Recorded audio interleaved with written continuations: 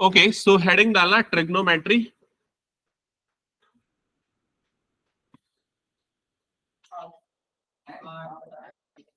Chapter number 8, chapter number 8 है, ठीक है। तो ट्रिग्नोमेट्री मैथमेटिक्स का वो फील्ड है जो राइट एंगल ट्राइंगल के साइड्स के रेशियो पे बेस्ड है। मतलब पूरे जगह पे राइट एंगल ट्राइंगल यहां पर हम यूज करने वाले। तो सबसे पहला काम आप ये करो कि आप एक राइट एंगल ट्राइंगल ड्रॉ कर लो। कर लिया ड्रॉ सबने? ओके, अब एक काम करते हैं, इस ट्राइंगल का नाम दे देते हैं ट्राइंगल ABC। ठीक है, अरे जल्दी कर जसदीप, कितना टाइम लगाएगा? हो गया सभी का? अब इस राइट एंगल ट्राइंगल ABC में राइट एंगल वाला वर्टेक्स कौन सा है? B। जो राइट एंगल वाला वर्टेक्स होता है उसकी जो अपोजिट साइड होती है वो सबसे लॉन्गेस्ट साइड होती है। ठीक है, और उसको क्या बोला जाता है? हाइपोटेनियस। तो ये हो गया हाइपोटेनियस। क्लियर ये चीज?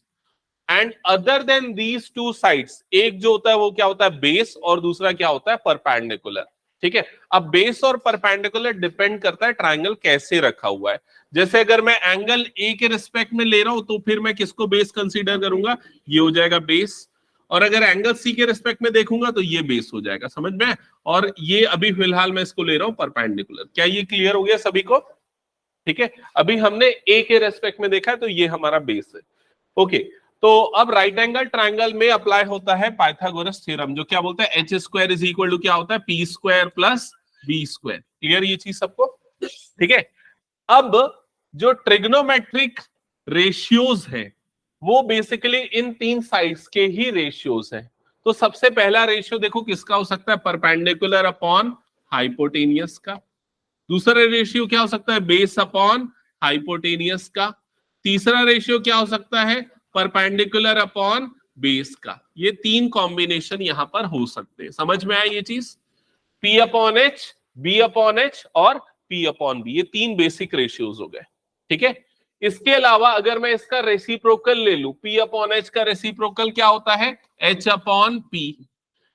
बी अपॉन एच का रेसिप्रोकल क्या हो जाएगा? H upon b. और वैसे ही लास्ट इसका रेसिप्रोकल क्या हो जाएगा? B upon P.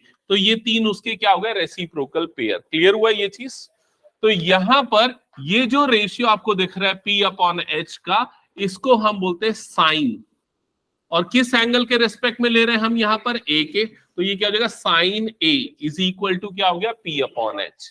इसका जो फुल फॉर्म होता है वो ऐसा लिखा जाता है, SINE ऑफ एंगल ए, ऐसा इसको बोला जाता है। साइन ऑफ एंगल ए ऐसा रीड किया जाता है, लिखा ऐसा जाता है, साइन ए। ठीक है, फिर उसके बाद ये वाला जो आपको रेशियो दिख रहा है बी अपॉन एच का, इसको कॉस ए से डिनोट किया जाता है, और इसका फुल फॉर्म होता है कोसाइन ऑफ एंगल ए। ये सारे इन ट्रिग्नोमेट्रिक रेशियोज के नाम है, ग्रीक वर्ड्स एक्चुअली जो यूज होते हैं यहां पर। ठीक है, हिंदी में साइन को ज्या और कोसाइन को कोज्या, इस तरह से इस वर्ड को यूज किया जाता है। ठीक है, एक्चुअली इसके पीछे की हिस्ट्री ऐसी कि पैरेलली ऐसा माना जाता है कि इंडिया में भी इस ट्रिग्नोमेट्री का डेवलपमेंट हुआ और ग्रीस में भी सेम डेवलपमेंट्स इसके हो रहे थे। ठीक है, इसलिए दोनों के लिटरेचर में ये चीजें पाई जाती है, लेकिन ज्यादा फेमस ये हो गया ग्रीस लिटरेचर में जो ये चीजें मिली। ठीक है, फिर उसके बाद जो तीसरा रेशियो है उसको टेन से डिनोट किया जाता है, टेन ए, और इसका जो फुल फॉर्म होता है ये होता है tangent, tangent of angle A. ठीक है, ये तीन बेसिक रेशियोज है। नाम बोले क्या क्या है? Sine, cos, tan. Sine, cos, tan, तीन बेसिक रेशियोज है। अब ये रेसिप्रोकल है, तो ये वाला जो है किसका रेसिप्रोकल है? साइन का रेसिप्रोकल है। दिख रहा है ना, साइन पी अपॉन एच होता है, तो उसका जो रेसिप्रोकल होता है उसको रिप्रेजेंट करते हैं कोसेक ए से। ठीक है, फुल फॉर्म इसका होता है कोसीकेंट ऑफ एंगल ए।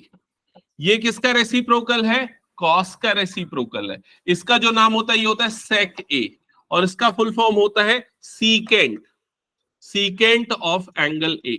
और लास्ट जो आपको दिख रहा है ये होता है कॉट ए, और इसका फुल फॉर्म होता है cotangent, cotangent of angle A. Clear हुआ ये चीज? तो साइन, कॉस, टेन, कोसेक, सेक और कॉट, ये टोटल 6 ट्रिग्नोमेट्रिक रेशियोज होते हैं। क्लियर ये सबको? अब इसमें ना कुछ चीजें आपको थोड़ी सी सिमिलैरिटी देखने को मिलेगी, जैसे कि ये आपको क्या देख रहा है, साइन और इसका क्या नाम है, कोसाइन।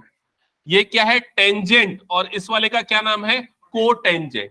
ये है सीकेंट और इसका क्या नाम है, कोसीकेंट। तो ये को जो वर्ड है उसको का फुल फॉर्म होता है कॉम्प्लीमेंट्री। तो ऐसे ट्रिग्नोमेट्रिक रेशियो को कॉम्प्लीमेंट्री पेयर बोला जाता है। इसमें दो तरह के पेयर बहुत कॉमनली यूज होते हैं। एक होता है रेसिप्रोकल पेयर, जैसे कि साइन। साइन का रेसिप्रोकल पेयर कौन सा है, देख के बताओ। साइन का रेसिप्रोकल तो साइन पी अपॉन एच है, तो कोसेक क्या होता है, एच अपॉन पी। तो साइन ए को हम क्या लिख सकते हैं, 1 अपॉन कोसेक ए, या फिर कोसेक ए को हम क्या लिख सकते हैं, 1 अपॉन साइन ए। समझ में आया ये सभी को। सिमिलरली कॉस ए का रेसिप्रोकल पेयर क्या होता है, कॉस। कॉस का रेसिप्रोकल क्या होता है, सेक। देखो कॉस बी अपॉन एच है तो सेक क्या होता है, एच अपॉन बी। तो कॉस ए को हम क्या लिख सकते हैं, 1 अपॉन सेक ए, या फिर सेक ए को हम क्या लिख सकते हैं, 1 अपॉन कॉस ए। तो ये दोनों रेसिप्रोकल पेयर कहलाते हैं। फिर उसी तरीके से टेन का रेसिप्रोकल पेयर क्या होता है, देखो टेन अगर P अपॉन बी होता है तो कॉट क्या होता है, B अपॉन पी। तो टेन को हम 1 अपॉन कॉट ए लिख सकते हैं, या फिर कॉट ए को क्या लिख सकते हैं, 1 अपॉन टेन ए। क्लियर हुआ ये सभी को। तो ये सारी चीजें जो अभी आपको दिख रही है पूरा नोट डाउन कर लो, फिर और भी कुछ इससे रिलेटेड चीजें बताऊंगा, और याद भी कर लो, मैं पूछूंगा ये क्योंकि अभी। ठीक है,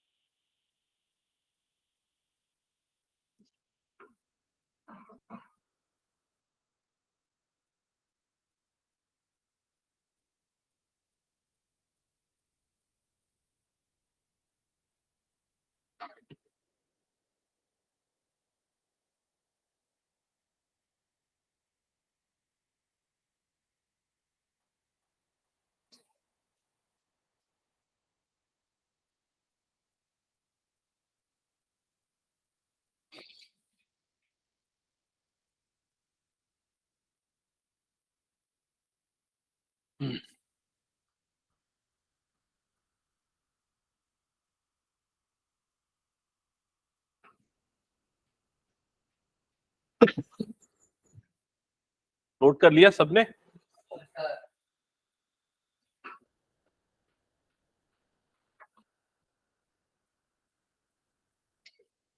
अच्छा, कौन कौन इसको ये वाला चैप्टर ये वाली क्लास में कोचिंग में सेकेंड टाइम अटेंड कर रहा है?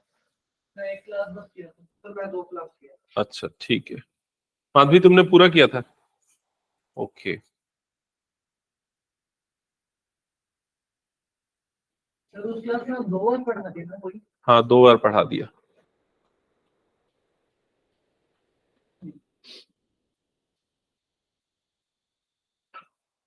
हो गया, सबने नोट डाउन कर लिया फिर?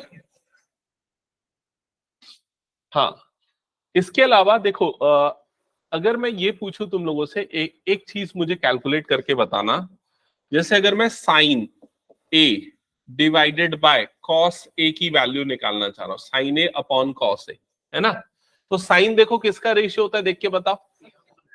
P upon H. तो साइन ए की जगह पे क्या लिखेंगे हम, P upon H, divided by cos किसका रेशियो होता है, देखो बी अपॉन एच। तो यहां पर क्या लिखाएगा, बी अपॉन एच। क्लियर हुआ। तो यहां से ये एच और एच कट जाएगा, तो ये क्या बच जाएगा, पी अपॉन बी। क्लियर हुआ। और पी अपॉन बी मतलब क्या हो गया यहाँ पर, टेन। तो साइन ए अपॉन कॉस ए को हम क्या लिख सकते हैं, टेन ए। तो ये चीज लिख दो, sign A upon cos A की वैल्यू को हम और क्या लिख सकते हैं, ten A. Sign A upon cos A की वैल्यू क्या हो जाती है, टेन ए के इक्वल होती है। क्लियर सबको ये?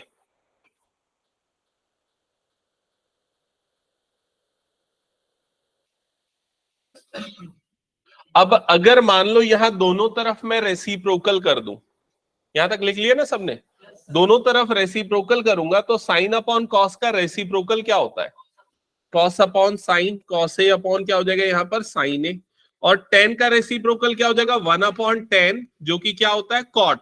1/10 कॉट के इक्वल होता है। तो cos A divided by sine A की वैल्यू किसके इक्वल हो जाएगी, कॉट ए के इक्वल हो जाएगी। क्लियर सबको ये? तो ये सब आपको ध्यान में रखना पड़ेगा, डायरेक्टली एज ए फॉर्मूले यूज होंगे। लिख लिया सबने ये भी?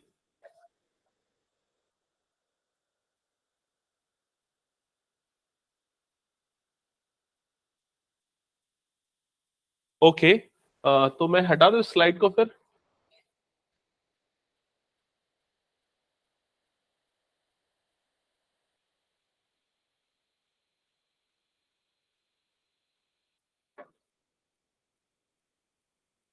आर्यन हो गया, बच्चा है?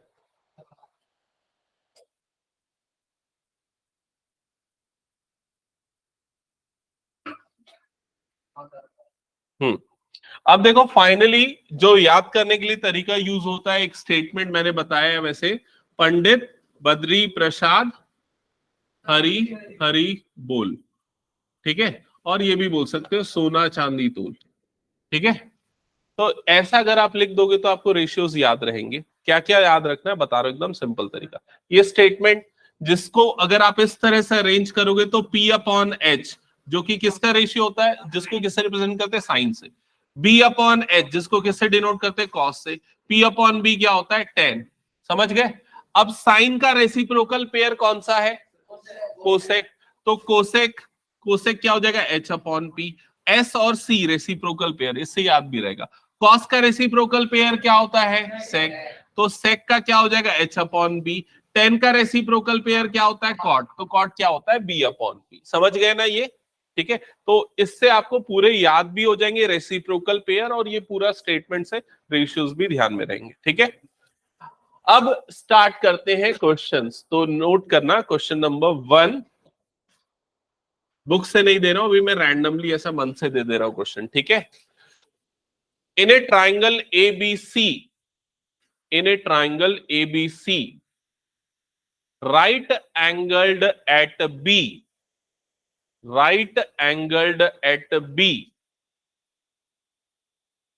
Full stop, such that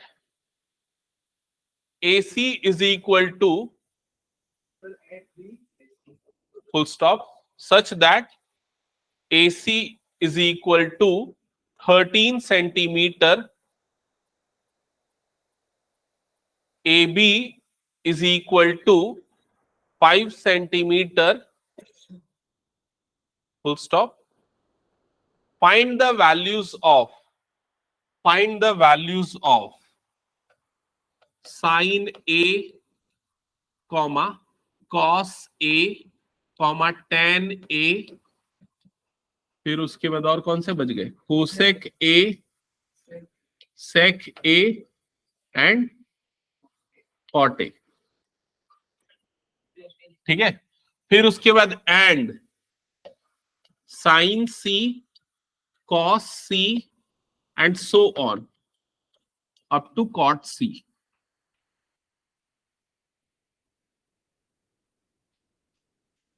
note down कर लिया सबने?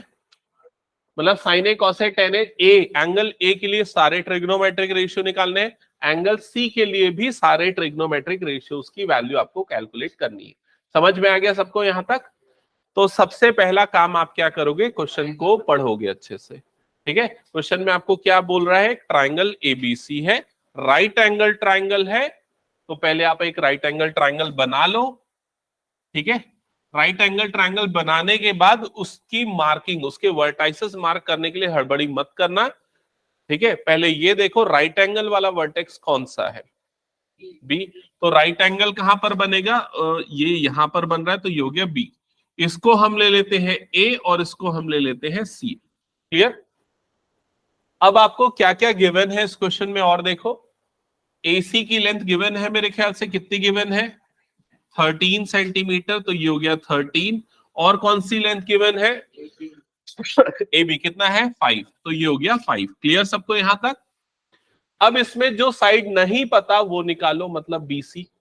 तो उसके लिए क्या करोगे, पाइथागोरस थ्योरम लगाओगे। तो यहां लगेगा Pythagoras theorem, h square is equal to P square plus B square.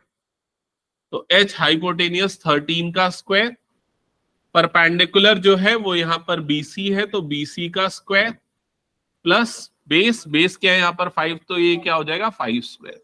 13 का स्क्वायर हो जाएगा 169, बीसी स्क्वायर प्लस 25। अच्छा, ये इधर आ जाएगा तो 144 is equal to BC square. ठीक है, तो BC की वैल्यू कितनी आ जाएगी यहाँ पर 12 सेंटीमीटर। 144 का रूट 12 होता है, सबको पता तो है ना ये। किसी को कोई डाउट इसमें तो पूछ लो, यहां तक क्लियर सबको। तो हमको इस ट्रायंगल की तीनों साइड सब मिल चुकी है। अब इसके बाद देखो हम यहां पर क्या करेंगे, हमको सबसे पहले निकालना है साइन ए।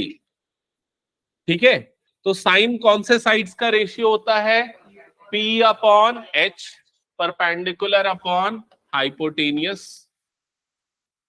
तो यहां पर एंगल ए ये है, तो परपेंडिकुलर हम किसको लेंगे 12 को, BC। ठीक है, तो यहां पर ये कितना हो जाएगा BC डिवाइडेड बाय AC, और BC की लेंथ है 12 डिवाइडेड बाय AC की लेंथ है 13।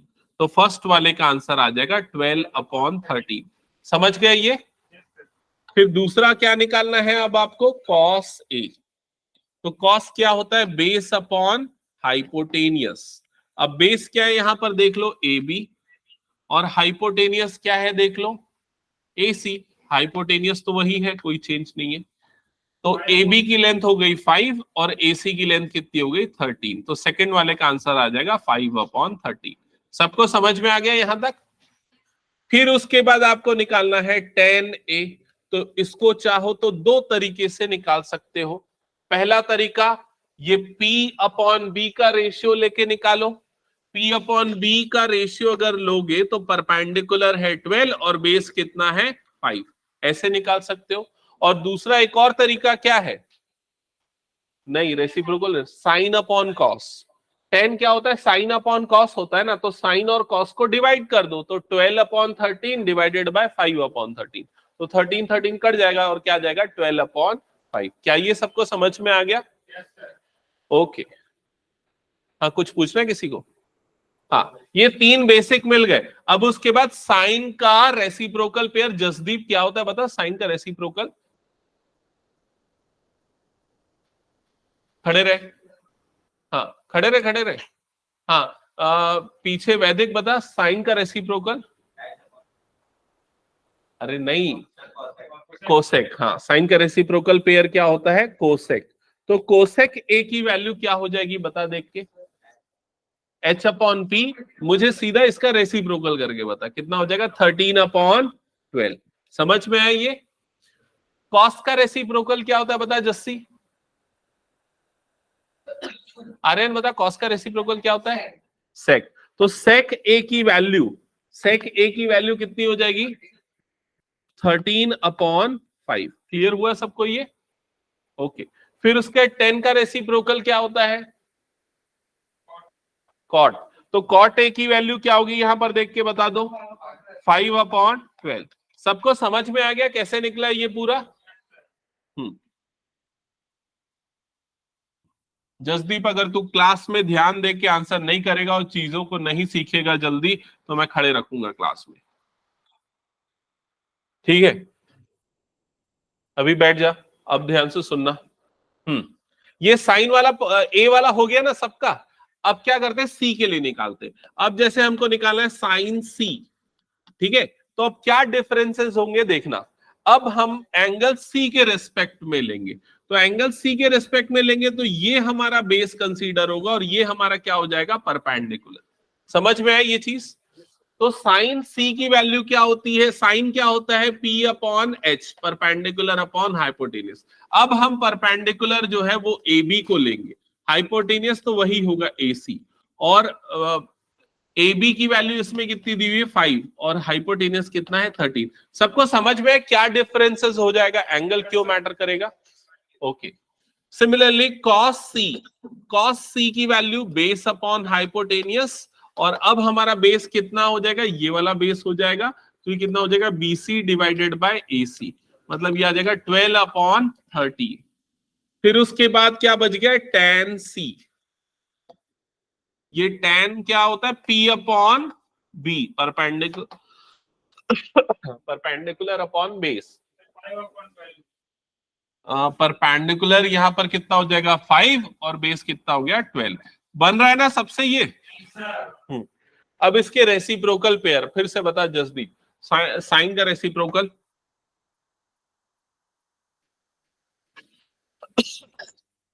कोसेक, कोसेक सी। अब इसके बाद इसकी वैल्यू क्या होगी देख के बताओ, क्या होगी कोसेक सी की वैल्यू? हाँ 13/5। नेक्स्ट कॉस का रेसिप्रोकल सेक, क्या होगी इसकी वैल्यू? 13/12।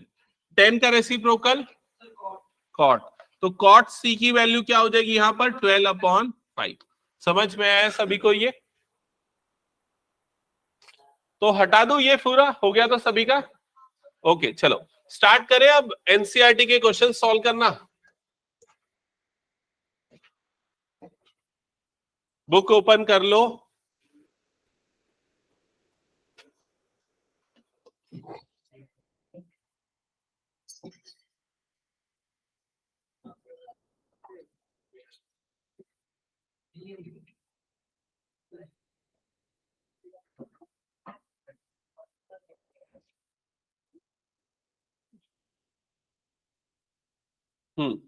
तो स्टार्ट करते हैं क्वेश्चन नंबर 1 से। देख लो एक बार क्या गिवन है आपको। एक ट्राइंगल एबीसी गिवन है, राइट एंगल्ड बी पे है। चलो बना सकते हो मेरे ख्याल से तुम लोग, ये बना लो चलो फटाफट। हाँ बोलो। कुछ चीजें फिर भी मैं बता देता हूं जो कि आगे आपको यूज होगी, जो आपको याद रखनी चाहिए, और वो ये है कि 12 का स्क्वायर तो मेरे ख्याल से सबको याद है 144। 13 का स्क्वायर भी याद रहता है, 14 का स्क्वायर 196, 15 का स्क्वायर 225, 16 का स्क्वायर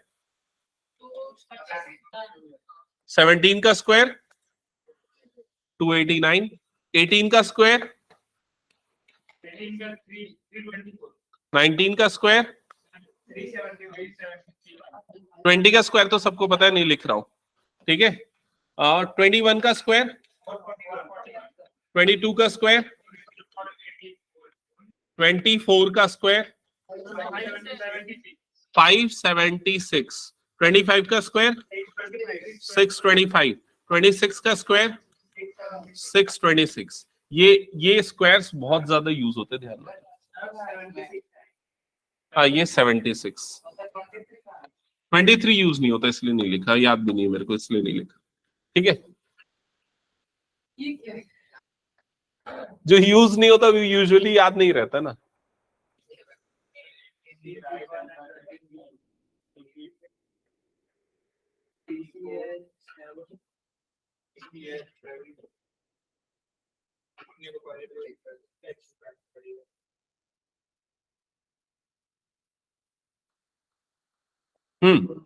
तो सबसे पहले राइट एंगल ट्रायंगल बना लिया ना सबने। अब राइट एंगल वाला वर्टेक्स यहां पर मार्क कर दो। ये वाला राइट एंगल वाला वर्टेक्स हो गया बी, ये हो गया ए, और ये क्या हो गया सी। अब इसके बाद ए बी की लेंथ हो गई 24, बीसी की लेंथ हो गई 7, और क्या फाइंड आउट करना है? ये सब फाइंड आउट करना। तो सबसे पहले हाइपोटेनियस निकालोगे h, क्वेश्चन मार्क आ गया 25। हाँ इसमें लगा लेना Pythagoras theorem, h square is equal to P square plus B square. H square is equal to p perpendicular है यहाँ पर 7 का स्क्वायर प्लस बेस है 24 का स्क्वायर। तो H square is equal to 49 plus 576। 49 plus 576 sum हो जाएगा 625, और 625 का रूट होता है 25। किसी को इसमें डाउट तो नहीं? चलो अब फिर से स्टार्ट करते हैं जस्सी। चल जसदीप बता जल्दी से, साइन कौन से साइड्स का रेशियो होता है बता जल्दी। हाँ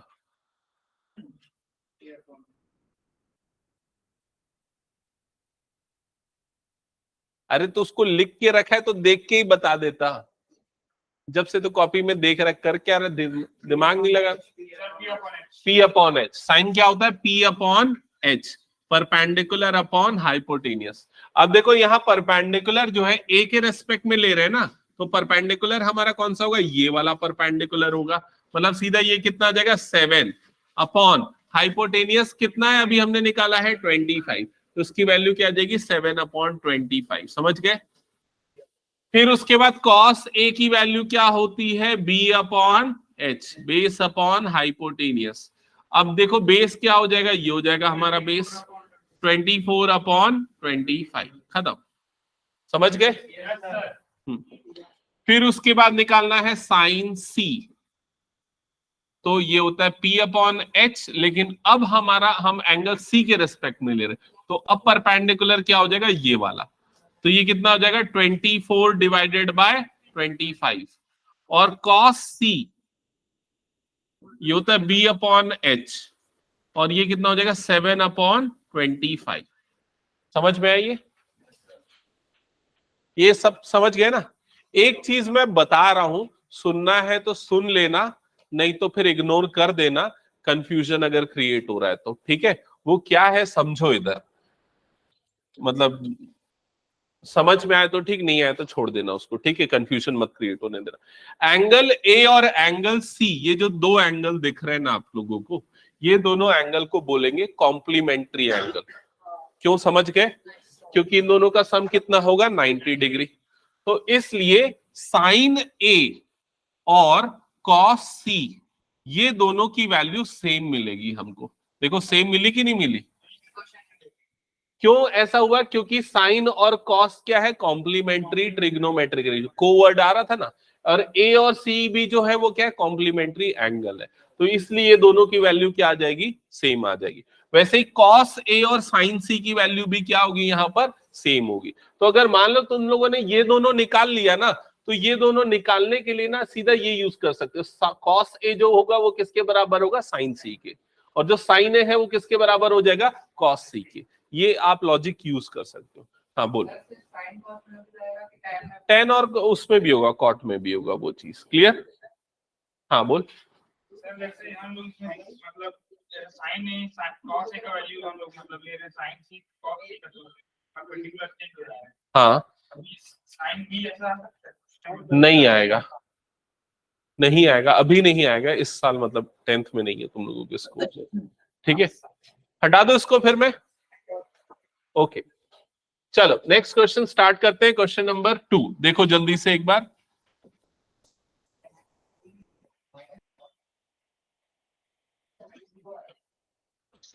आपको tan p minus cot are की वैल्यू निकालनी है। तो ये अगर पिछला लॉजिक किसी को समझ में आ गया तो देख के बता सकते हैं इसका आंसर क्या होगा। पिछला लॉजिक मतलब मैंने बताया था ना, क्या बताया था मैं? साइन ए की वैल्यू किसके बराबर होगी? कॉस सी के बराबर होगी। याद आया? ये चीज मैंने बताया था, क्योंकि ए और सी कौन से एंगल है? कॉम्प्लीमेंट्री। साइन और कॉस कौन से पेयर है? कॉम्प्लीमेंट्री पेयर है, कोवर्ड आ रहा है। वैसे ही tan p और जो कॉट आर है, ये दोनों आपस में क्या होंगे? इक्वल। क्यों इक्वल होंगे? क्योंकि P और R कौन से एंगल हैं? Complementary angle. tan और कॉट कौन से पेयर है? कॉम्प्लीमेंट्री पेयर है। समझ में आया ये चीज? तो हाँ, नहीं ये ऐसा लिखना नहीं चाहिए हो, क्योंकि तुम लोगों के पॉइंट ऑफ व्यू से भी वो सब सही नहीं है, पूरा कैलकुलेट करना चाहिए। ठीक है? तो ये वाली टर्म इधर शिफ्ट हो जाएगी, तो tan p minus cot are की वैल्यू क्या हो जाएगी यहाँ पर? 0। हाँ, अगर ये 1 मार्क के लिए पूछा गया तो डायरेक्टली करो, लेकिन अगर ये ज्यादा मार्क्स के लिए पूछ रहा है, 2 या 2 से ज्यादा नंबर के लिए, तो आपको सॉल्व करना पड़ेगा। हाँ 6 मार्क्स के आसपास सिर्फ ये वाला trigonometry, introduction to trigonometry carry करता है। एप्लीकेशन का 4 मार्क्स के आसपास मान लो। हाँ तो मात्र क्या, बहुत है ये तो। मतलब हम लोग को जो भेजे क्या बोलते हैं, जो प्रिंट उसमें 22 मार्क्स दिखाया करते हैं। 22 नहीं, 10 नंबर से ज्यादा, मैक्सिमम 10 बता रहा हूँ वो भी। हाँ देखो एक चीज मैं ये एक क्लियर कर दूं, ना ही कभी बोर्ड में और ना ही कहीं पर ये क्लियरली मेंशन्ड होता है कि इस चैप्टर से इतने मार्क्स का ऐसा क्वेश्चन आएगा। ऐसा सिर्फ वो एक पैटर्न सजेस्ट करते, लेकिन वो फॉलो होगा ऐसा कहीं नहीं लिखा है। तो अगर मान लो सैंपल पेपर में सीबीएसई ये बोल रहा है कि एपी से एक क्वेश्चन केस स्टडी का आएगा और एक केस स्टडी का क्वेश्चन ट्रिग्नोमेट्री से आएगा, तो ऐसा जरूरी नहीं है, वो चेंज भी हो सकता है। तो उसके ऊपर बहुत ज्यादा रिलाय मत करना ब्लूप्रिंट के ऊपर, ठीक है। ओके, तो चलो इस क्वेश्चन को सॉल्व करने के लिए फिर हम क्या करेंगे, सबसे पहले हम ये बेस निकालेंगे और उसके लिए हम यूज करेंगे पाइथागोरस थ्योरम। तो 5 निकल जाएगा सबसे ये। ओके, तो बेस की वैल्यू यहां पर आ गई 5। इसके बाद अब हम क्या करेंगे, अब हम निकालेंगे tan p की वैल्यू। तो tan p is equal to, तो इसके रेस्पेक्ट में ले रहे tan क्या होता है, p upon b perpendicular upon base. तो p के लिए ये क्या हो जाएगा, बेस हो जाएगा, और ये क्या हो जाएगा, परपेंडिकुलर हो जाएगा। तो ये वाली वैल्यू कितनी हो जाएगी, 5 अपॉन 12। क्या ये क्लियर सभी को? फिर हम कॉट r निकालेंगे। तो कॉट होता है बेस अपॉन परपेंडिकुलर, लेकिन अब r के रेस्पेक्ट में ये बेस हो जाएगा आपका और ये हो जाएगा परपेंडिकुलर। तो इसकी वैल्यू भी कितनी आ जाएगी, 5 अपॉन 12। तो tan p minus cot r, ये वाली value 5 upon 12 minus 5 upon 12 that is equals to 0। Clear हो गया सभी का? हटा दूं फिर इसको मैं।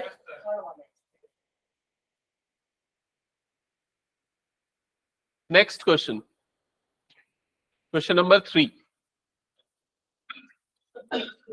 तो क्वेश्चन नंबर 3 थोड़ा ध्यान देना, यहां पर आपको साइन ए की वैल्यू गिवन है 3 अपॉन 4 और आपको बोल रहा है कॉस ए और टेन ए कैलकुलेट करना है। तो ऐसे क्वेश्चन बहुत कॉमन है, पूछे जाते हैं, एक बार में ध्यान से सुन लेना, ठीक है। पहले साइन ए जो होता है, साइन कौन से साइड्स का रेशियो होता है बता दो, परपेंडिकुलर अपॉन हाइपोटेनियस, ठीक है। अब इसको सीधे कंपेयर कर लो और परपेंडिकुलर को लिख दो 3 और हाइपोटेनियस को लिख दो 4। हालांकि ये ऐसा लिखना सही तो नहीं है, लेकिन लिख देते हैं हम। क्यों सही नहीं है, क्योंकि 3/4 रेशियो है। इसका ये मतलब नहीं कि परपेंडिकुलर 3 होगा और हाइपोटेनियस 6 होगा। हो सकता है ये 6 और 8 भी हो सकता है ये 12 और 16 भी हो, ऐसा अलग अलग रेशियो हो सकता है। तो हमने लेकिन अज्यूम कर लिया कन्वीनियंट के लिए कि ये p की वैल्यू 3 और h की वैल्यू क्या है, 4 है, ठीक है। अब जो बच गया, क्या बच गया यहाँ पर, बेस। बेस निकालने के लिए आप क्या यूज करोगे यहाँ पर, पाइथागोरस थ्योरम। तो h square is equal to क्या होता है, p square plus b square. तो h हाइपोटेनियस की जगह पे आ गया 4 का स्क्वायर, परपेंडिकुलर की जगह पे आ जाएगा 3 का स्क्वायर प्लस b का स्क्वायर। क्लियर सबको यहाँ तक? 4 का स्क्वायर कितना हो जाएगा, 16, और उसमें से ये 9 माइनस होगा, 16 माइनस 9 कितना हो जाएगा, 7। तो 7 इज इक्वल टू क्या हो जाएगा यहाँ पर, b स्क्वायर, जिससे आपको b की वैल्यू कितनी मिल जाएगी, √7। सबको यहां तक समझ में आया क्या? क्या हो गया? अब उसके बाद आपको क्या निकालना है, कॉस ए की वैल्यू। तो कॉस कौन से साइड्स का रेशियो होता है बताओ, b upon h, base upon hypotenuse. तो बेस हमने कितना निकाला है, √7, और हाइपोटेनियस कितना है, 4। तो इसका आंसर कितना आ जाएगा, √7/4। समझ गए? फिर उसके बाद नेक्स्ट हमको क्या निकालना है, tan a। तो tan कौन से साइड्स का रेशियो होता है, परपेंडिकुलर अपॉन बेस, परपेंडिकुलर 3/√7। समझ गए ना ये क्या करना है?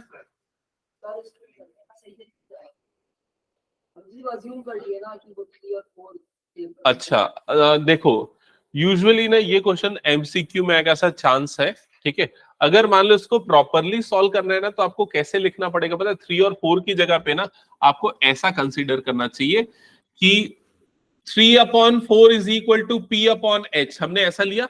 अब p इज इक्वल टू लोगे 3x और h इज इक्वल टू क्या लोगे, 4x। ऐसा रेशियोज में है तो हम 3x और 4x लेंगे।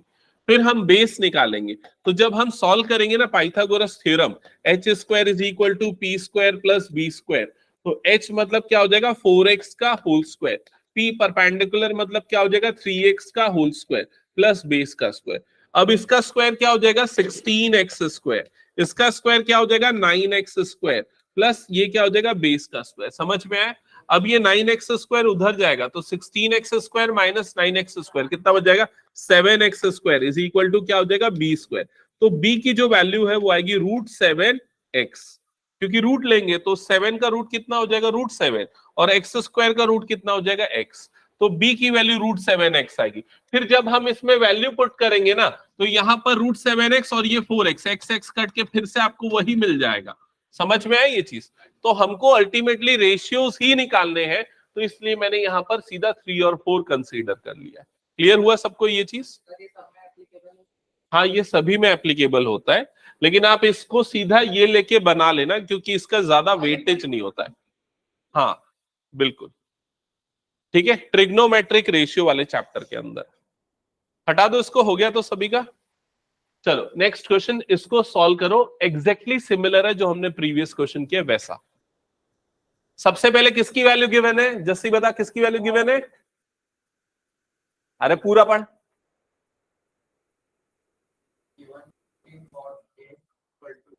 हाँ 15 cot a is equal to 8 ये है। तो cot a की वैल्यू क्या होगी बता? 8/15 ऐसे ही होगा। cot कौन से साइड्स का रेशियो होता है? Base upon perpendicular. तो ये क्या हो गया b/p इज इक्वल टू कितना हो गया 8/15, जिससे बेस की वैल्यू कितनी हो जाएगी 8 और परपेंडिकुलर की वैल्यू कितनी हो जाएगी 15। समझ गए? अब निकालना क्या है हाइपोटेनियस। तो पाइथागोरस थ्योरम लगाओ, h square is equal to p square plus b square. तो h square is equal to p, perpendicular मतलब 15 का स्क्वायर, बेस मतलब 8 का स्क्वायर। 15 का स्क्वायर कितना होता है 225, 8 का स्क्वायर कितना होता है 64, सम कितना आ जाएगा 289। फिर उसके बाद h निकालने के लिए इसका रूट ले लेंगे, √289, तो आंसर आ जाएगा 17। समझ गए ये? तो यहां पर अब तुम लोगों को तीनों चीजें मिल गई है, परपेंडिकुलर, बेस और हाइपोटेनियस। हाइपोटेनियस है 17, बेस है यहां पर 8 और परपेंडिकुलर है यहां पर 15। अब क्या निकालना है? साइन ए। तो साइन होता है p/h, परपेंडिकुलर अपॉन हाइपोटेनियस, मतलब ये हो जाएगा 15/17। फिर क्या निकालना है cos a, वो क्या होता है b/h, और वो कॉस नहीं निकालना है क्या? चलो कॉस निकाल के फिर सेक निकाल लेंगे। 8/17। अब सेक जो होता है इसका उल्टा होता है, तो 17/8 आ गया। समझ गए? हटा दो इसको फिर मैं।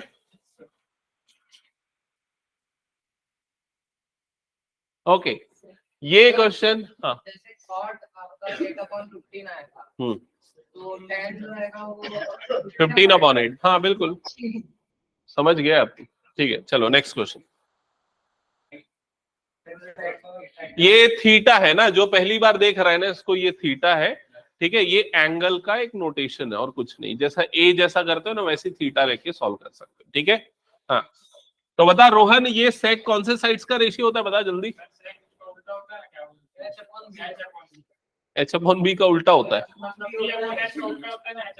तो h/b कितना दे दिया है यहाँ पर 13/12 ऐसा दे दिया है। तो h की वैल्यू कितनी हो गई 13, b की वैल्यू कितनी हो गई 12। समझ गए सभी यहाँ पर? तो ये बताओ परपेंडिकुलर कितना आएगा 5 आ गया, परपेंडिकुलर 5। अब क्या निकालना है? क्या निकालना है? सारे ट्रिग्नोमेट्रिक रेशियोज निकालने हैं। तो सबसे पहले आते हैं साइन थीटा। तो साइन कौन से साइड्स का रेशियो होता है p/h, मतलब कितना हो जाएगा 5/13। समझ गए? कॉस के लिए उसको उल्टा कर देना। अनुष्का समझ में आ रहा है? हाँ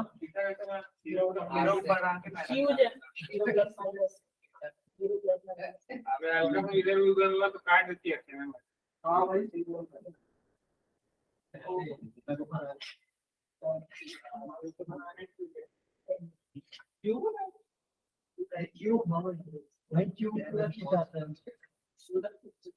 क्यों नहीं, ऐसा जीरो बना के ऐसा बीच में लाइन खींच दो।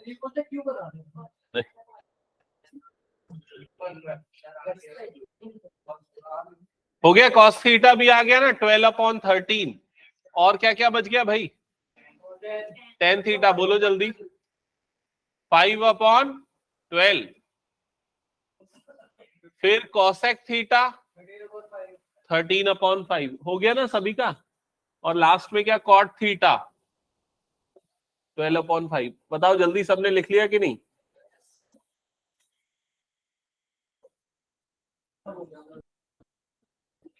सब हो गया? अक्षर बता, cosec थीटा की वैल्यू क्या आई? ठीक है, हटा दो इस क्वेश्चन को फिर मैं। हाँ,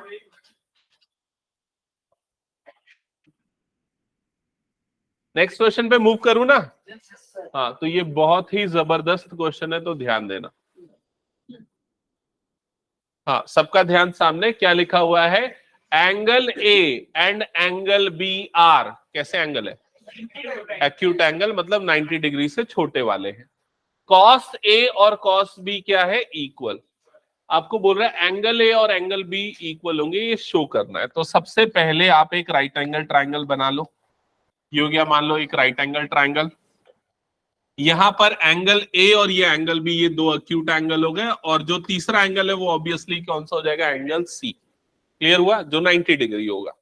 ठीक है, अब आपको क्या गिवन है?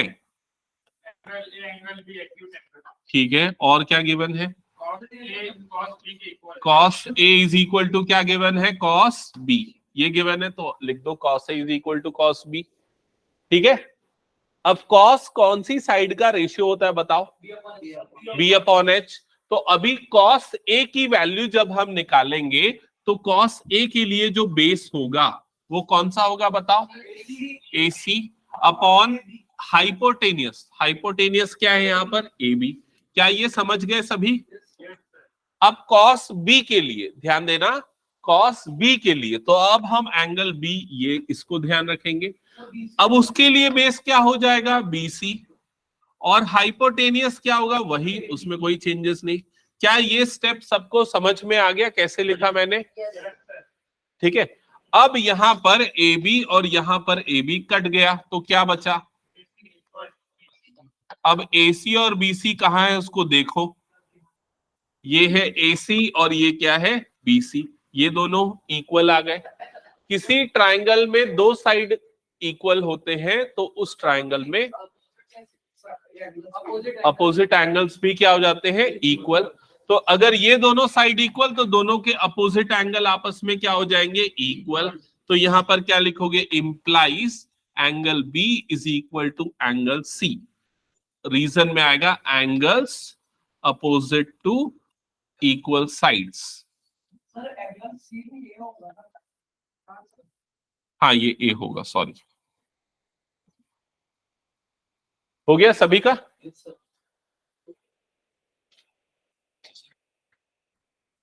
हटा दो फिर इसको। मैं इसी क्वेश्चन को उल्टा करके भी पूछ सकता है ना। कैसे? अगर ऐसा पूछ सकता है, if angle A is equal to angle B then show that sine A is equal to sine B। हो जाएगा ना? कर लोगे ना वैसे ही? ठीक है, हटा दो इसको मैं। Next question. हाँ, ये क्वेश्चन एक बार ध्यान देना, इसमें थोड़ा बहुत कैलकुलेशन वगैरह यूज हो सकता है, इसलिए देखो, सुनो ध्यान से। आपको क्या दिया हुआ है पहले देख लो एक बार। पढ़ लो क्वेश्चन, पढ़ लो, पढ़ने में बहुत आलस कर दो। cot theta is equal to 7/8, ये गिवन है, और ये कैलकुलेट करना है। समझ गए? तो सबसे पहले तो हम इसको कैलकुलेट कर लेते, ये वाला सेकंड वाला। cot स्क्वायर थीटा, वो जो ऊपर में 2 लिखा है ना, उसका मतलब स्क्वायर है। समझ गए ना? और इसका मतलब ये होता है कि cot थीटा का होल स्क्वायर। दोनों का मतलब सेम है, इसमें कंफ्यूज नहीं होना है। क्लियर सबको ये चीज? तो cot थीटा की वैल्यू दी हुई है, कितनी दी हुई है? 7/8। तो 7/8 का होल स्क्वायर, तो 7 का स्क्वायर कितना हो जाएगा? 49। 8 का स्क्वायर कितना हो जाएगा? 64। That's it. ये हो गया सेकेंड पार्ट का आंसर। समझ गए ये? अब आते हैं फर्स्ट पार्ट के सॉल्यूशन पे।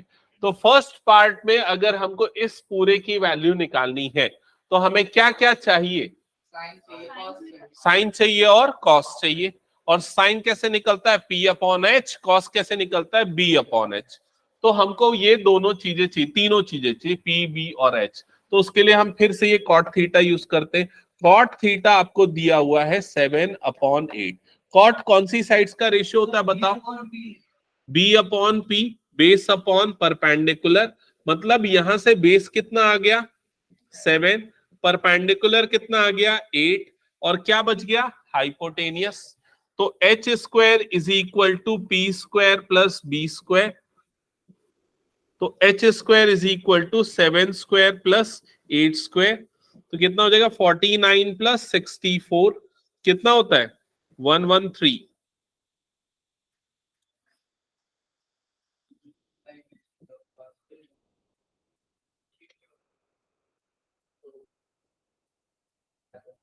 आ गया? हाइपोटेनियस कैलकुलेट करके देख लो। हो गया क्या सभी का यहां तक? हाँ, तो अभी हमको तीनों चीजें यहां पर मिल चुकी है। परपेंडिकुलर है 7, बेस है 8 और हाइपोटेनियस है √113। क्लियर? अब यहां से हम ये दो चीजें कैलकुलेट कर लेते। कौन सी दो बता रहा हूं मैं? एक तो साइन थीटा और दूसरा कॉस थीटा। तो साइन थीटा की वैल्यू क्या होगी देख के बताओ। परपेंडिकुलर अपॉन हाइपोटेनियस मतलब 7/√113। क्लियर सबको ये? फिर दूसरा कॉस थीटा, तो बताओ कॉस थीटा की वैल्यू क्या होगी? 8/√113। क्या ये क्लियर हो? P अपॉन एच और B अपॉन एच फॉर्मूला। अब पूछो। हाँ, उल्टा किया क्या मैंने? अच्छा, B7 है और P8 है, ये मैंने थोड़ा सा गलत कर दिया यार, इसको सुधार लेना।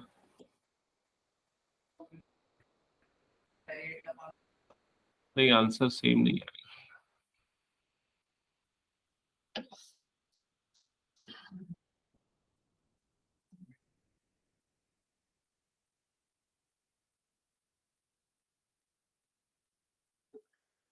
हाँ, तो परपेंडिकुलर की वैल्यू कितनी है? 8 और बेस की वैल्यू कितनी है? 7। हाइपोटेनियस √113 है। तो साइन होता है P अपॉन एच, तो ये हो जाएगा 8/√113 और ये होता है 7/√113। अभी सबको क्लियर ना यहां तक? हाँ, अब जो कैलकुलेट करना है ना उसमें हम वैल्यू पुट करते हैं। सीधे वैल्यू पुट कर रहा हूं मैं, लिख नहीं रहा हूं, इसलिए इधर ध्यान देना। सबसे पहले क्या लिखा हुआ है देखो? 1, तो ये लिख दिया 1 और मैं ब्रैकेट के अंदर लिख रहा हूं प्लस साइन थीटा। तो साइन थीटा की जगह पे क्या आ जाएगा? 8 अपॉन, अरे यार नहीं, 1 मिनट रुक जाओ, अभी वैल्यू मत रखो, सुनो और थोड़ा इजी कर देते हैं, आइडेंटिटी लगा देते हैं फिर वैल्यू रखेंगे। A प्लस हाँ, क्या होता है? A plus B into A minus B. तो ये क्या हो जाएगा? A square minus B square. Denominator में भी वैसे ही a plus B into A minus B. तो ये क्या हो जाएगा? A square minus B square. Clear हुआ सबको ये चीज? कर सकते हैं, लेकिन उसमें थोड़ा क्या कैलकुलेशन, ज्यादा चीजें लिखनी पड़ेंगी। हाँ, फिर उसके बाद ये 1 वाली term as it is minus sine theta की वैल्यू अब यहां पर रखो। तो साइन थीटा की जगह पे कितना आ जाएगा? 8/√113 और उसका स्क्वायर। फिर उसके डिनोमिनेटर में भी 1 माइनस कॉस थीटा की वैल्यू रखो यहां पर 7/√113 और फिर उसका भी स्क्वायर। क्लियर सबको ये? तो ये 1 माइनस 8 का स्क्वायर कितना हो जाएगा? 64 डिवाइडेड बाय 113। 1 माइनस 7 का स्क्वायर कितना होगा? 49 डिवाइडेड बाय 113। क्लियर सबको यहां तक? अब न्यूमरेटर में और डिनोमिनेटर में दोनों तरफ एलसीएम ले लो। तो न्यूमरेटर वाले टर्म में एलसीएम कितना आ जाएगा? 113। ये 113 इस 1 से मल्टीप्लाई होगा तो क्या बनेगा? 113 माइनस 64। वैसे ही डिनोमिनेटर का एलसीएम भी कितना आ जाएगा? 113 और ये इससे मल्टीप्लाई होगा तो क्या बन जाएगा? 113 माइनस 49। सबको यहां तक क्लियर? फिर उसके बाद 113 माइनस 64 कितना होता है डिफरेंस? 49। तो न्यूमरेटर में आ जाएगा 49 बाय 113 और डिनोमिनेटर में कितना आ जाएगा? 64 अपॉन 113। ठीक है, फिर उसके बाद चाहो तो इसको डायरेक्टली ऐसा काट दो, 113 तो कितना बच जाएगा? 49 डिवाइडेड बाय 64। तो ये आ जाएगा फर्स्ट पार्ट का आंसर। सेकंड का जो आंसर है वो फर्स्ट और फर्स्ट और सेकंड दोनों इक्वल है। ये चीज हम प्रूफ करेंगे दूसरे तरीके से जब हम आइडेंटिटी पढ़ लेंगे तब। ठीक है, याद दिलाना ये क्वेश्चन को हमें एक बार फिर से सॉल्व करेंगे। मतलब इसी क्वेश्चन को सॉल्व करने के लिए ना, जब पूरा पढ़ लोगे तो एक और तरीका है, उससे भी कर सकते हो सॉल्व। ठीक है, इजियर अप्रोच से भी। हटा दो उसको फिलहाल में। बोल।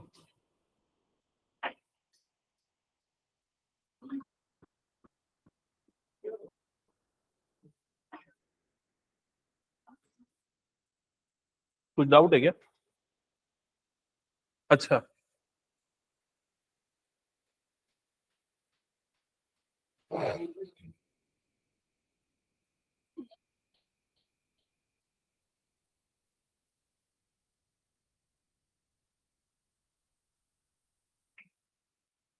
चलो नेक्स्ट क्वेश्चन स्टार्ट करो बनाना, जिनका हो गया। हो गया?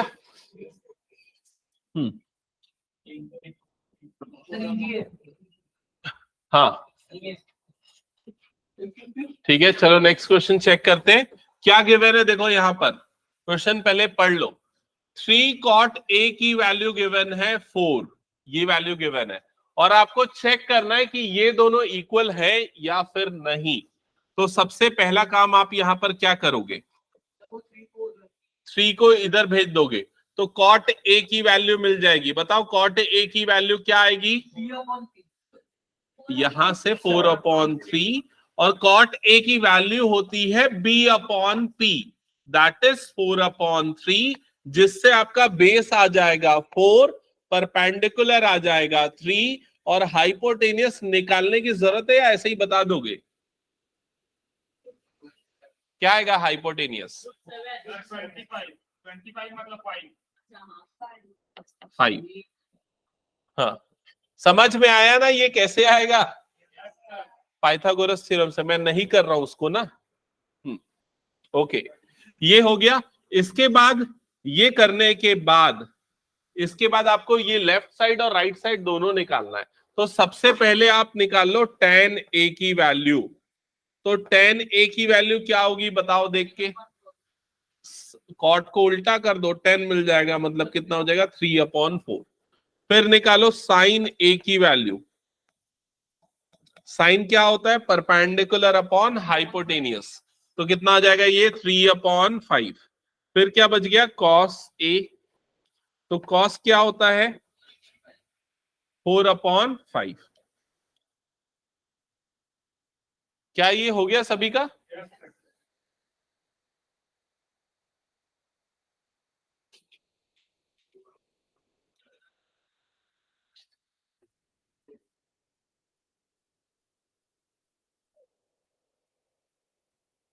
ठीक है, अब स्टार्ट करो सॉल्व करना। LHS कैलकुलेट करो। चलो left hand side, LHS left hand side में क्या दिख रहा है? 1 minus tan square a divided by 1 plus tan square a।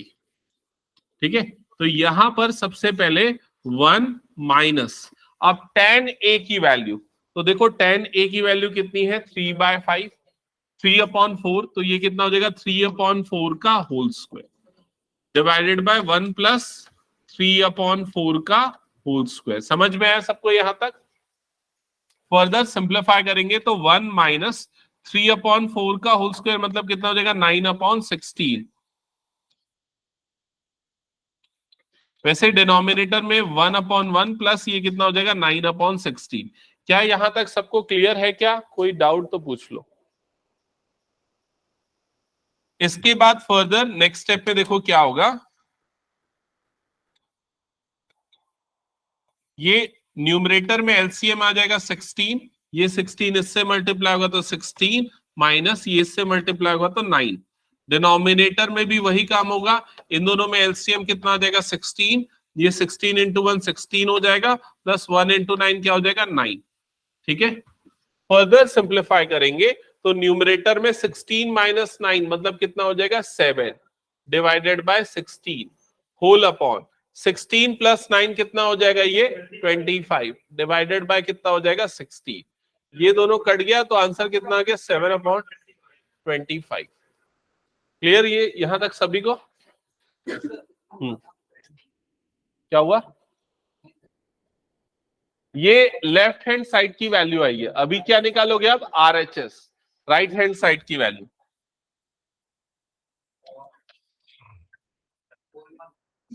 अब RHS निकालोगे तो RHS में क्या लिखा हुआ है? cos square a minus sine square a। तो cos a की वैल्यू चेक करो, हमने क्या निकाल के रखी थी 4/5, तो ये हो जाएगा 4/5 का whole square, minus sine a की वैल्यू क्या निकाली है 3/5, तो ये क्या हो जाएगा 3/5 का होल स्क्वायर, तो ये हो जाएगा 16/25 माइनस 9/25। एलसीएम क्या आ जाएगा 25, ये हो जाएगा 16 माइनस 9, मतलब आंसर कितना हो जाएगा 7/25। That's it, that is equals to RHS। हो गया सभी का? एंड करेंगे आज? ये 2 क्वेश्चंस बच गए हैं, 2-3 क्वेश्चंस। चलो नेक्स्ट क्लास में कंटिन्यू करेंगे। तो रिवाइज करके आना आज की क्लास में जो भी हमने पढ़ा है, जसदीप पढ़ के आना।